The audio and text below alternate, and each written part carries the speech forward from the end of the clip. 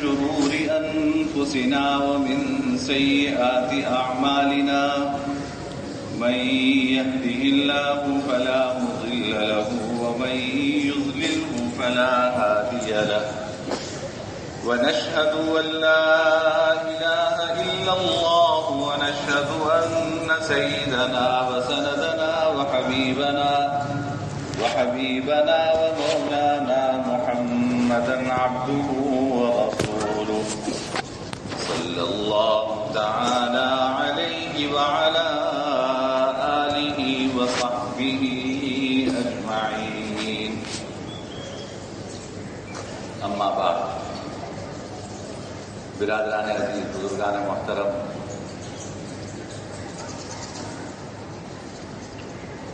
بیٹا پیچھے بیٹھ جاؤ، بیچ میں آگے نہیں بیٹھتے. بات چل رہی تھی جناب نبی کریم سرور دو عالم صلی اللہ علیہ وسلم کی بعثت سے لے کر ہجرت تک کی زندگی کی. میں نے عرض کیا تھا کہ سب سے پہلے جناب نبی کریم صلی اللہ علیہ وسلم کی دعوت پر ایمان لانے والی خاتون تھی حضرت خدیجہ رضی اللہ تعالیٰ عنہ، اور بچوں میں سب سے پہلے حضرت علی کرم اللہ وجہہ نے اسلام قبول کیا، اور غلاموں میں سب سے پہلے حضرت زید بن حارثہ نے اسلام قبول کیا، جنہیں جناب نبی کریم صلی اللہ علیہ وسلم نے اپنا منہ بولا بیٹا بنایا تھا. تفصیل سے ان کی بات میں نے پچھلے جمعے عرض کی تھی. یہ تو تینوں افراد گھر کے افراد تھے.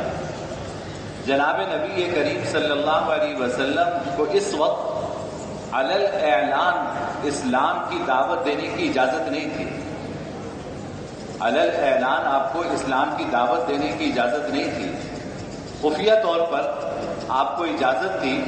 چنانچہ آپ کے گھر کے جو 3 فرد تھے وہ انہوں نے سب سے پہلے اسلام قبول کیا. جناب نبی کریم سرور دو عالم صلی اللہ علیہ وسلم کی دوستی بڑی پرانی حضرت ابوبکر صدیق رضی اللہ تعالی عنہ کے ساتھ تھی.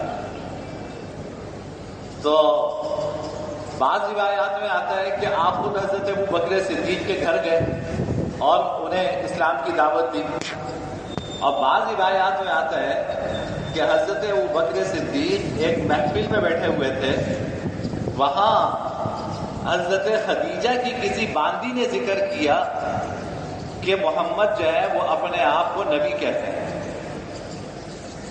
تو حضرت ابوبکر صدیق رضی اللہ تعالیٰ عنہ کے کان میں وہاں سے یہ آواز پڑی تو وہ سیدھا حضور اقدس سرور دو عالم صلی اللہ علیہ وسلم کے در اقدس پہ حاضر ہوئے اور آ کے عرض کیا کہ یا رسول اللہ آپ کیا دعوت دیتے ہیں؟ آپ نے فرمایا کہ میں تو یہ دعوت دیتا ہوں کہ بھائی اللہ کے سوا کوئی معبود نہیں، اور اللہ نے مجھے اپنا رسول بنا کر بھیجا. اللہ کے سوا کوئی معبود نہیں، مجھے اللہ نے اپنا رسول بنا کر بھیجا ہے، میں یہ دعوت دیتا ہوں.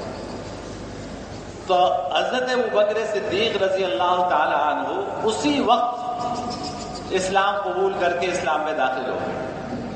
یہ چوتھے شخص تھے اور آزاد مردوں میں سب سے پہلے شخص تھے گھر کے باہر جنہوں نے اسلام قبول کیا. حضور اکرم سرور دو عالم صلی اللہ علیہ وسلم فرمایا کرتے تھے کہ میں نے جس کو بھی اسلام کی دعوت دی وہ کچھ ہچکچایا سوائے ابو بکر کے کہ میں نے جب انہیں اسلام کی دعوت دی تو انہوں نے بغیر کسی ہچکچاہٹ کے اسلام قبول کر لیا، بغیر کسی ہچکچاہٹ کے اسلام قبول کر لیا.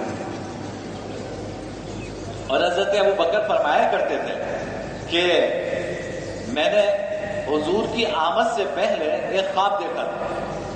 میں نے خواب دیکھا کہ ایک چاند مکہ میں اترا، اس کا کچھ حصہ کسی گھر میں کچھ حصہ کسی گھر میں، پھر یہاں سے پورا چاند سمٹ کے میری گود میں آ گیا.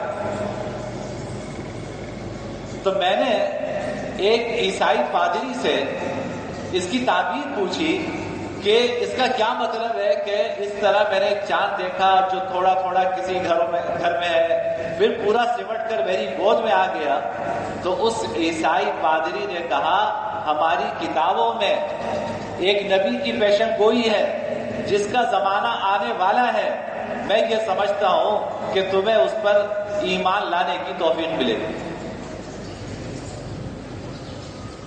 ان کی کتابوں میں تو سب تھا اور ساری علامتیں تھیں اور وہ تلاش میں تھے، لیکن ان کو یہ اندازہ نہیں تھا کہ اس کا تعلق قریش سے ہوگا، بنی اسماعیل سے ہوگا۔ وہ تو سمجھ رہے تھے کہ نبوت کا سلسلہ حضرت اسحاق علیہ السلام کی اولاد میں چلا آ رہا ہے، جن کو بنی اسرائیل کہتے ہیں، تو نبوت کا سلسلہ تو وہاں چلا آ رہا ہے، وہیں کوئی نبی آئے گا۔ لیکن یہ نبوت تو حضرت اسماعیل علیہ السلام کی اولاد میں آ گئی۔ تو حضرت ابو بکر صدیق رضی اللہ تعالی عنہ یہ اسلام قبول کرنے والے مردوں میں، بالغ مردوں میں، آزاد مردوں میں سب سے پہلی شخصیت ہے، اور پھر ایسا اسلام قبول کیا کہ حضور کے آخری دم تک اسے نبھایا، اور حضور کے رخصت ہونے کے بعد اس اسلام کی حفاظت کے لیے اپنا سب کچھ قربان کر دیا۔ 13 سال مکہ میں حضور کے ساتھ تکلیفیں برداشت کی، اللہ نے یہ سعادت عطا فرمائی کہ ہجرت بھی آپ کی معیت میں، آپ کو بسا اوقات اپنے کندھے پہ بٹھا کے یہ چلے، اور مدینہ منورہ پہنچ کر کون سا جہاد تھا جس میں حضرت ابو بکر صدیق شریک نہ ہوئے؟ مسجد نبوی کی تعمیر سے لے کر فتح مکہ تک ہر موقع پر حضرت ابو بکر صدیق رضی اللہ تعالیٰ عنہ آپ کے ساتھ کھڑے۔ آپ کی دوستی کی عمر میں 2 سال کا فرق تھا، 2 سال کا عمر میں فرق تھا، تو ہم عمر تھے گویا کہ۔ تو آپ صلی اللہ علیہ وسلم فرمایا کرتے تھے اللہ تعالیٰ نے میرے لیے 2 وزیر زمین پر مقرر فرمائے ہیں اور میرے 2 وزیر آسمانوں پہ مقرر فرمائے ہیں، میں ان کی مشاورت سے کام کرتا ہوں۔ آسمان پہ جو 2 میرے وزیر ہیں وہ جبرائیل اور میکائیل ہیں، اور زمین پہ میرے جو 2 وزیر ہیں وہ ابو بکر اور عمر۔ زمین پہ میرے جو 2 وزیر ہیں وہ ابو بکر اور عمر ہیں۔ وزیر انسان کے لیے، آپ تو وزیر سمجھتے نا کہ جس کا بڑا پروٹوکول ہو اور سائرن بجاتی گاڑیوں میں گھومے، عربی میں وزیر نکلا ہے وزر سے۔ وزر کے معنی ہوتے بوجھ، لا تزر وازرۃ وزر اخرى، قرآن میں آیا لا تزر وازرۃ وزر اخرى، کوئی بوجھ اٹھانے والا قیامت کے دن دوسرے کا بوجھ نہیں اٹھائے گا۔ تو وزر کے معنی آتے ہیں بوجھ، تو وزیر اسے کہتے ہیں جو آپ کا بوجھ اٹھائے، وزیر اسے کہتے ہیں جو آپ کا بوجھ اٹھائے، کہ آپ کے اوپر جو ذمہ داریاں ہیں وہ آپ کے ساتھ ان ذمہ داریوں کے نبھانے میں شریک ہو۔ یہ نہ ہو کہ اس کو موقع ملے کہ چلو صاحب کی 5 انگلیاں گھی میں تو ہمارا سر بھی کڑھائی، لوٹو جتنا لوٹنا ہے۔ وزیر کہتے ہیں اس کو جو آپ کا بوجھ اٹھائے۔ تو جناب نبی کریم سرور دو عالم صلی اللہ علیہ وسلم فرمایا کرتے تھے اللہ نے میرے 2 وزیر زمین پہ مقرر فرمائے، ایک ابو بکر صدیق، ایک عمر فاروق رضی اللہ عنہ۔ اللہ نے دونوں کو آپ کے ساتھ مدفون بھی فرمایا۔ ہم روضہ اقدس پہ حاضر ہوتے ہیں تو ہم حضور کے دونوں وزیروں پہ بھی سلام پیش کرتے ہیں۔ یا وزیر رسول اللہ صلی اللہ علیہ وسلم الصلاۃ والسلام علیک یا خلیفۃ المؤمنین، الصلاۃ والسلام علیک یا وزیر رسول اللہ۔ یہ ہم روضہ اقدس پہ جا کے ان دونوں وزیروں کو سلام پیش کرتے ہیں۔ اور پھر جب جناب نبی کریم سرور دو عالم صلی اللہ علیہ وسلم کی وفات ہوئی تو علماء نے لکھا ہے کہ حضرت فاروق اعظم جیسا جری اور شجاع شخص وہ اپنے ہوش و حواس میں نہیں رہا۔ یہ واقعہ سن کر کہ حضور اب دنیا سے رخصت ہو گئے، وہ تلوار لے کر کھڑے ہو گئے کہ اگر کسی نے نام لیا کہ محمد کی وفات ہوگی میں گردن اڑا دوں۔ صحابہ کرام کو وہم و گمان بھی نہیں تھا کہ جناب نبی کریم سرور دو عالم صلی اللہ علیہ وسلم 63 سال کی عمر میں رخصت ہو جائیں گے. ہمیں اتنی صحبت ملے گی اور یہ چاند غروب ہو جائے گا، ان کے تصور میں بھی نہیں تھا. اس موقع پر اگر کسی نے تمام صحابہ کو سنبھالا وہ حضرت ابو بکر صدیق تھے. حضرت عمر کہتے ہیں کہ میری یہ حالت تھی تو ابو بکر صدیق کو پتہ چلا حضور کی وفات ہوئی، اپنے عوالی کی طرف تشریف لے گئے تھے. صبح حضور سے مل کر اجازت لے کر عوالی کی طرف تشریف لے گئے اور دوپہر کو زوال کے قریب انتقال ہو گیا. حضرت ابو بکر صدیق واپس آئے، یہاں منظر دیکھا سارا. سب سے پہلے تو حضور کے پاس گئے، پیشانی کو بوسہ دیا اور کہا کہ یا رسول اللہ اب آپ کو دوبارہ موت کی تکلیف نہیں چکھنی پڑے گی. جو تکلیف سہنی تھی آپ سہ گئے، اب آگے ہمیشہ ہمیشہ کی راحت ہے. پھر باہر تشریف لائے، حضرت عمر سے پوچھا عمر یہ کیا کر رہے ہو، تلوار لے کر کھڑے ہو؟ فرمایا کہ چلو. صحابہ کو لے کر مسجد میں تشریف لے گئے اور یہ آیت پڑھی وما محمد الا رسول. محمد اللہ کے رسول ہیں. قد خلت من قبلہ الرسل. محمد سے پہلے بھی نہ جانے کتنے رسول گزرے ہیں. افإن مات او قتل انقلبتم علی اعقابکم. کیا اگر محمد کی وفات ہو گئی یا انہیں نعوذ باللہ قتل کر دیا گیا تو کیا تم اپنے دین سے پھر جاؤ گے؟ حضرت عمر کہتے ہیں کہ نہ جانے کس درد کے ساتھ یہ آیت پڑھی، ہمیں لگا کہ یہ آیت شاید آج ہی نازل ہوئی. یہ آیت کا پڑھنا تھا، صحابہ کرام کے دلوں میں صبر اور سکینت نازل ہو. فرمایا کہ بھائی جو محمد کی عبادت کیا کرتا تھا وہ سن لے، محمد کی وفات ہو گئی. جو اللہ کی عبادت کیا کرتا تھا وہ سن لے، اللہ حی قیوم ہے، اللہ ہمیشہ سے ہے، ہمیشہ رہیں گے. پھر کیوں پریشان ہو رہے؟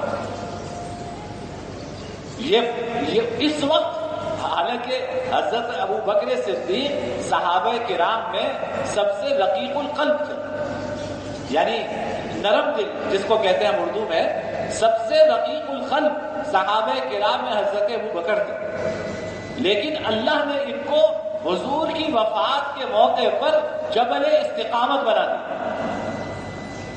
پہاڑ بن کر کھڑے ہو گئے اور سارے صحابہ کو سمیٹا.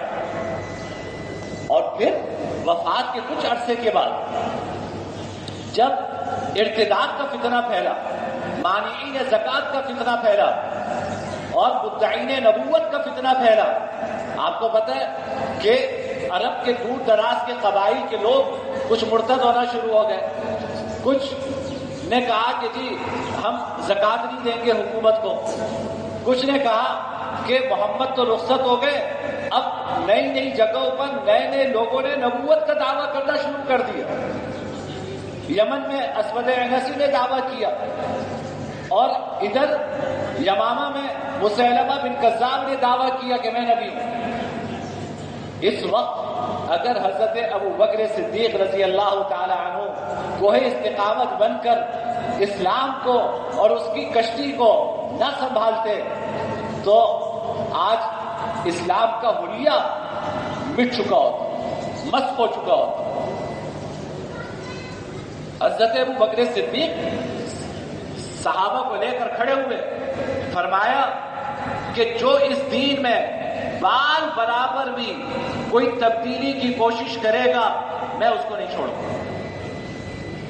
حضرت عمر جیسی شخصیت وہ منت سماجت کر رہے ہیں حضرت ابو بکر کی کہ اس وقت حضور کی وفات ہوئی ہے، پتہ نہیں آپ جہاد کا اعلان کر رہے ہیں اور کئی محاذ ایک ساتھ کھول رہے ہیں. مرتدین کے خلاف الگ محاذ، وہاں پہ الگ لشکر بھیج رہے ہیں. مانعین زکوٰۃ کے خلاف الگ لشکر بھیج رہے ہیں. مسیلمہ بن کذاب کی سرکوبی کے لیے الگ لشکر بھیج رہے ہیں. 12 لشکر تیار کیے حضرت ابو بکر صدیق رضی اللہ تعالیٰ عنہ نے ان فتنوں کی سرکوبی کے لیے. حضرت عمر نے کہا کہ آپ کیا کر رہے ہیں؟ حضرت ابو بکر کہنے لگے اجبار فی الجاہلیہ خوار فی الاسلام. تم جاہلیت کے زمانے میں تو بڑے بہادر بنا پھرتے تھے، بڑے بہادر بنے پھرتے تھے، آج تو بزدلی دکھا رہے اور میرے سینے پہ ہاتھ مارا۔ حضرت عمر کہتے ہیں میرے سینے پہ ہاتھ مارنا تھا، اللہ نے میرا بھی شرح صدر فرما دیا۔ اور پھر صحابہ کرام نے حضرت ابوبکر صدیق کی قیادت میں یکسوئی کے ساتھ ان 12 مہمات میں حصہ لیا اور ان سارے فتنوں کی سرکوبی۔ یہ جو مدعی نبوت ہے یہ کوئی نئے نہیں ہے۔ ہم تو مرزا غلام احمد قادیانی کا نام سنتے ہیں کہ بھائی اس نے نبوت کا دعویٰ کیا۔ یہ حضور اکرم سرور دو عالم صلی اللہ علیہ وسلم کی زندگی سے یہ سلسلہ شروع ہوا ہے۔ آپ نے فرمایا تھا کہ میرے بعد 30 ایسے لوگ آئیں گے جو مختلف اوقات میں نبوت کا دعویٰ کریں گے۔ ہر زمانے میں آئے، لیکن کسی بھی زمانے میں مسلمانوں نے ان کو قبول نہیں کیا۔ ان کا علاج تو وہ ہے جو حضرت ابوبکر صدیق نے مسیلمہ بن کذاب اور اس کے ماننے والوں کا کیا، صفحہ ہستی سے مٹایا۔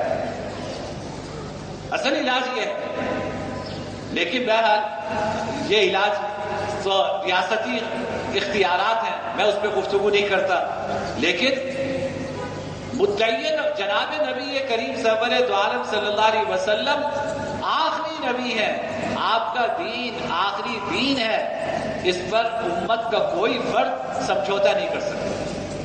یہ ہمارے ایمان کا حصہ ہے کہ حضور کے بعد کوئی نبی آنے والا نہیں ہے، حضور کے دین کے بعد کوئی دین آنے والا نہیں ہے، اس قرآن کے بعد کوئی وحی آنے والی نہیں ہے، اس قرآن کے بعد آسمان سے کوئی وحی آنے والی نہیں ہے۔ یہ قیامت تک کے لیے سرچشمہ ہدایت ہے۔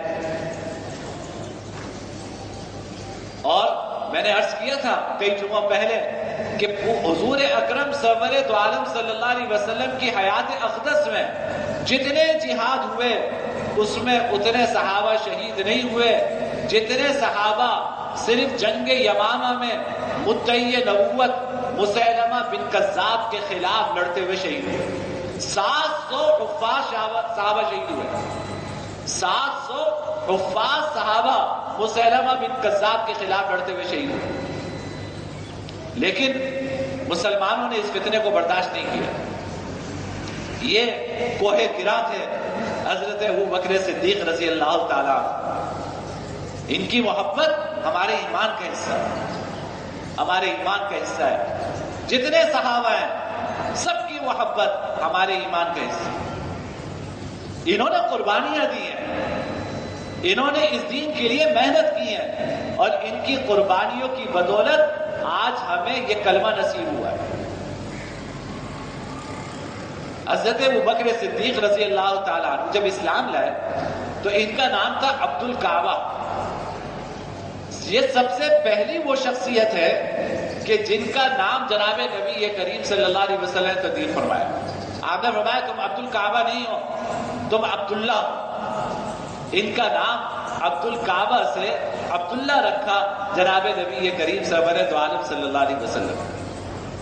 حضرت ابوبکر خود ایک تاجر تھے اور بہت بڑے تاجر تھے۔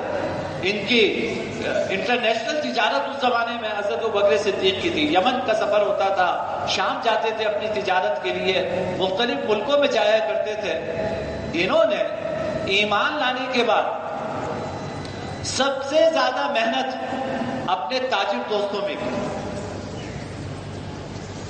حضرت ابوبکر صدیق رضی اللہ تعالیٰ عنہ کی محنت سے حضرت عثمان غنی انہوں نے اسلام قبول کیا، تاجر تھے۔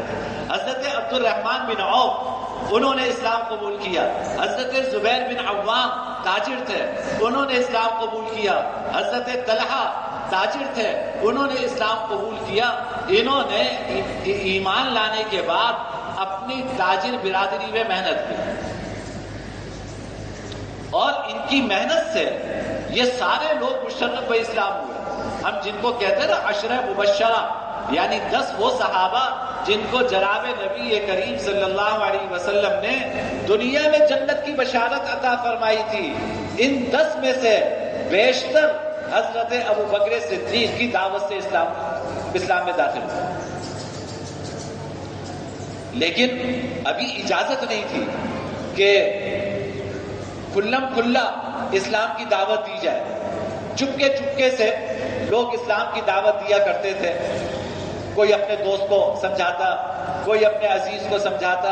اس طرح یہ اسلام کی دعوت کا سلسلہ خفیہ طور پہ چلتا رہا.